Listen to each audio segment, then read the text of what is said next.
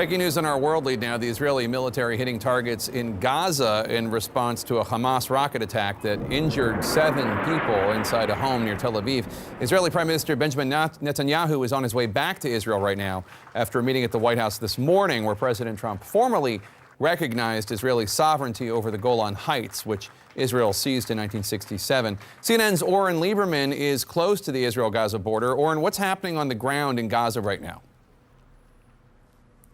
Jake, about 3 minutes ago, we saw 2 Iron Dome aerial defense interceptions right above our head here from rockets fired from Gaza. We heard another one a short distance away, and we also heard 2 or 3 launches from Gaza coming towards Israel. That indicates that a ceasefire that was supposed to have gone into effect less than an hour ago isn't holding up. Hamas inside of Gaza said Egypt had successfully brokered a ceasefire at 10 o'clock local time. A well-placed official had warned us, or had cautioned us, I should say, that that ceasefire may not have fully got into effect yet, and that appears very much to be what we're seeing with those additional rocket launches after that ceasefire was supposed to have taken place. That means that Israel will almost certainly carry out more strikes inside of Gaza.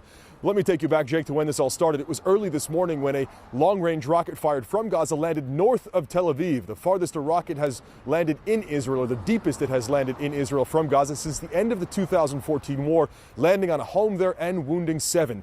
Israel's response came quite a few hours later, just as sundown was happening here, and Israel carried out an attack on a wide range of targets, including against the Hamas intelligence headquarters and the office of Hamas leader Ismail Haniyeh. Benjamin Netanyahu, the Prime Minister of Israel, had told his security cabinet ministers that he wanted to hit significant targets, and that certainly qualifies. We've seen throughout the evening a number of red alerts indicating a number of air raids or rocket sirens or mortars attacks from Gaza into Israel. Jake, the night is young here. That ceasefire apparently not holding, so we'll see how it develops from this point throughout the evening.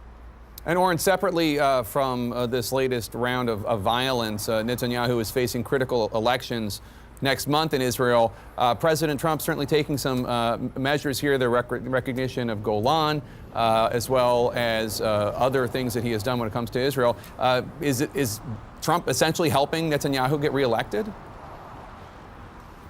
It certainly appears to be blatant that the Trump administration is trying to do everything in its power to make sure Netanyahu is reelected. Those elections just 2 weeks from tomorrow. The question, does the Golan recognition get washed out by this escalation today? Does this ruin his chances or affect it in any way? We'll see over the next couple of weeks here. All right, Oren Lieberman, thank you so much. Please stay safe.